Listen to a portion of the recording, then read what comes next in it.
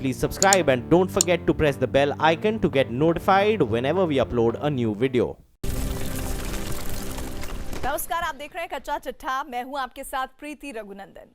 पाकिस्तान भारत के आजादी के जश्न में खूनी वारदात को अंजाम देने की साजिश बरसों से रचता रहा है, लेकिन इस बार उसने पूरी ताकत लगा दी है। इस काम को अंजाम देने के लिए आतंक के उस आका को चुना गया है जिसकी आज तक कोई भी साजिश नाकाम नहीं हुई है।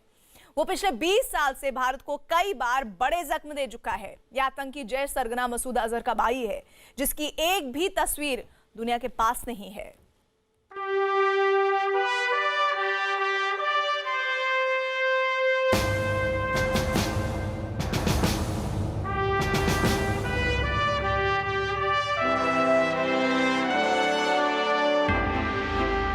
हिंदुस्तान के जश्न पर फिर पाकिस्तान की खूनी नजर। 15 अगस्त पर दिल्ली में एक बड़े धमाके की साजिश। खूनी मंसूबे को अंजाम देने के लिए आतंक के 3 आकाओं ने मिलाए हाथ।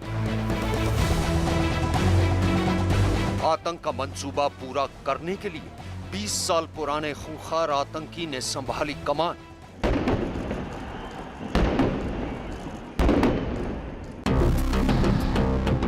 पाकिस्तान हर साल हिंदुस्तान के आजादी के जश्न को मातम में बदलने का मंसूबा बनाता है, लेकिन हर बार नाकामी ही उसके हाथ लगती है। पिछले 1 साल से जम्मू कश्मीर में भी जिस तरह आतंक की साजिश नाकाम हो रही है, उससे पाकिस्तान और भी बौखलाया हुआ है।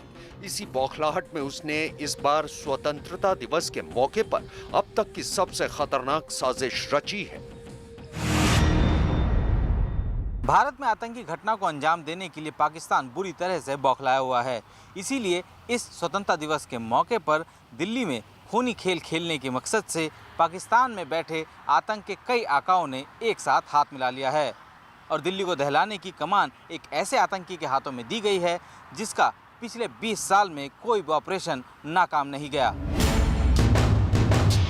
इस बार 15 अगस्त के मौके पर देश को दहलाने के लिए सीमा पार रची गई साजिश की कमान आत्मघाती हमलावरों की फैक्ट्री चलाने वाले संगठन जैश-ए-मोहम्मद को सौंपी गई है।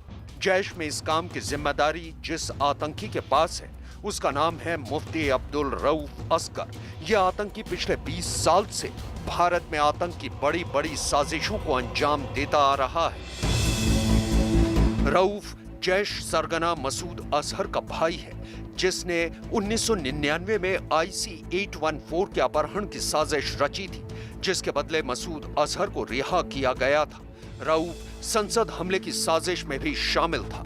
इसके अलावा वो पठानकोट एयरबेस पर हुए आतंकी हमले का भी मास्टरमाइंड है। यही नहीं, नगरोटा में सेना के कैंप पर हुए हमले की साजिश भी रऊफ ने ही रची थी।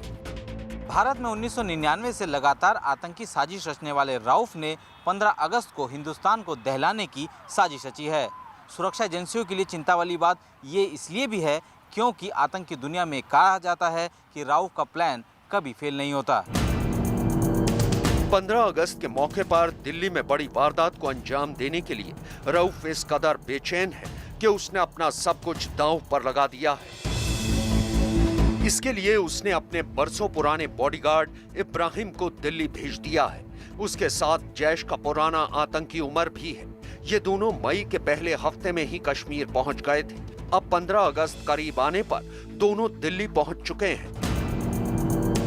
रऊफ का अपने भरोसेमंद बॉडीगार्ड को दिल्ली भेजना इस बात का सबूत है कि वो इस बार किसी भी कीमत पर हिंदुस्तान के आजादी के जश्न को मातम में बदलना चाहता है।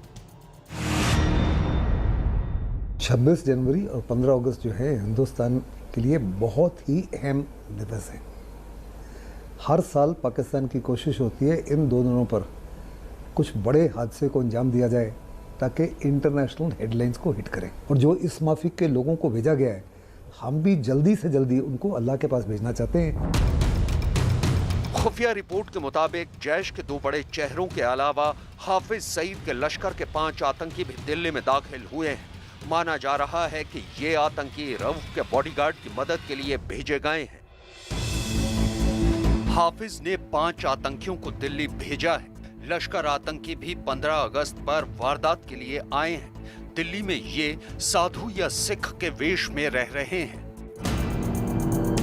जानकारों के मुताबिक इस तरह के वेश का मतलब आतंकियों के निशाने पर दिल्ली के मंदिर या गुरुद्वारे हो सकते हैं। इसके अलावा ये किसी भीड़ भाड़ वाले बाजार में भी हमला कर सकते हैं। सिक्योरिटी एजेंसीज को झांसा दे सके, ताकि उनको लगता है कि सिक्योरिटी एजेंसी जो है साधु को शायद उस माफिक परेशान नहीं करेंगी जिस माफिक करने की आवश्यकता है। जैश और लश्कर के आतंकी 15 अगस्त के दिन दिल्ली को दहलाने के लिए जिस तरह कोशिश कर रहे हैं, वो इस बात का सबूत है कि सीमा पर बैठे आतंक के सभी बड़े संगठनों ने अब मिलकर साजिशों को अंजाम देना शुरू कर दिया है, क्योंकि पिछले 2 साल से उनकी साजिशें लगातार नाकाम हो रही हैं। जब वो अकेले अकेले कार्रवाई कर रहे थे, जैसे कि मैंने बताया, उनको किसी प्रकार की सफलता नहीं मिली।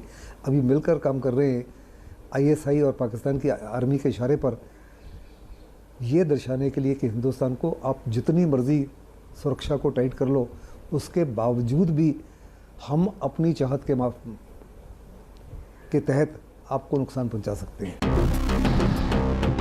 भारत के आजादी के जश्न को मातम में बदलने की पाकिस्तान की साजिश का वक्त रहते पर्दाफाश हो चुका है। इसके बाद सुरक्षा एजेंसियां पूरी तरह चौकन्नी हो चुकी हैं, लेकिन भारत सरकार ने इस साजिश का जवाब देने के लिए पाकिस्तान पर ऐसा पलटवार किया है जिससे वो घुटनों के बल आ गया है। 15 अगस्त के दिन दिल्ली में हमले की साजिश का पर्दाफाश होना, जैश आतंकी रऊफ बुरी तरह से इसके लिए बौखला गया है, क्योंकि पिछले 20 साल से उसकी हर साजिश का पता सुरक्षा एजेंसियों को पहले के बाद ही चलता था।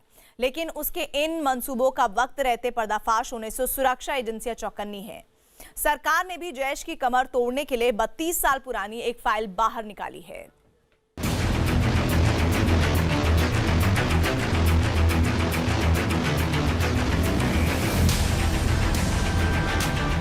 पंद्रह अगस्त पर आतंकी हमले की साजिश का पर्दाफाश।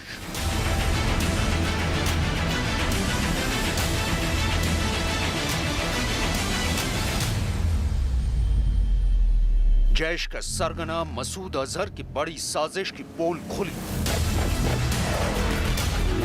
20 साल में पहली बार मसूद के भाई की साजिश हुई नाकाम। अब जैश को जड़ से मिटाने के लिए भारत ने शुरू किया अभियान। जैश-ए-मोहम्मद एक ऐसा संगठन है जो पूरी दुनिया में आत्मघाती हमलावर तैयार करने के लिए बदनाम है। यही नहीं, हिंदुस्तान में हुए ज्यादातर आत्मघाती हमलों के पीछे जैश का ही हाथ होता है। जैश पिछले 20 साल से भारत के लिए सरदर्द बना हुआ है, इसलिए अब भारत सरकार ने उसे जड़ से मिटाने का अभियान शुरू किया है। वो तो हर समय बड़ी वारदात को अंजाम देना चाहते हैं, लेकिन एक तरफ वो है, दूसरी तरफ हिंदुस्तान की तमाम सुरक्षा एजेंसियां। It's a battle between them and us, और हर हालत में जीत हमारी होगी। भारत को कई बड़े जख्म देने वाले आतंकी संगठन जैश को तबाह करने के लिए भारत सरकार ने एक ऐसा चक्रव्यूह रचा है जिसमें जैश ही नहीं बल्कि उसे पनाह देने वाला पाकिस्तान भी बुरी तरह उलझ गया है। 1986 में कॉमनवेल्थ देशों के बीच एक समझौता हुआ था। इस समझौते के मुताबिक सभी देश आपराधिक मामलों की जांच में एक दूसरे का सहयोग करेंगे, साथ ही सबूतों के लेन देन पर भी सहमति बनी थी। भारत ने अब इसी समझौते के तहत जैश पर शिकंजा कसा है। 1986 में हुई संधि के बारे में पाकिस्तान भले ही भूल गया हो, लेकिन भारत ने इस साल सुंजुआ में सेना के कैंप पर हुए हमले के मामले में इसी संधि के तहत पाकिस्तान को बुरी तरह से फंसा दिया है। सुंजुआ हमले में जैश का आतंकी मुफ्ती वकास ढेर हुआ था। पाकिस्तान का नागरिक वकास घाटी में जैश का कमांडर था। अब भारत ने 1986 में हुई संधि के मुताबिक पाकिस्तान से वकास के बारे में जानकारी मांगी है। इस संधि के तहत भारत गवाहों के बयान की वीडियो रिकॉर्डिंग भी मांग सकता है।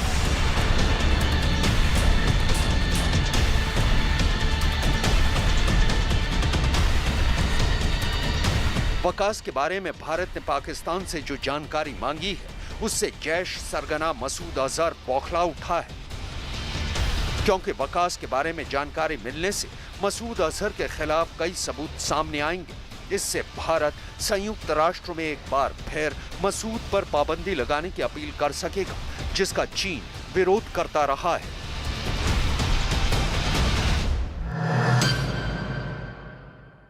मदद मिलेगी अगर आपको वो इनपुट दें, और वो इनपुट दें किस हद तक वो सही है। देखो, मीडिया के माध्यम से, इन चीज़ों के माध्यम से मिस इन्फॉर्मेशन, डिसइन्फॉर्मेशन, डिसेप्शन, रूस प्लांट किया जा सकता है। तो पाकिस्तान कई चीज़ें प्लांट कर सकता है।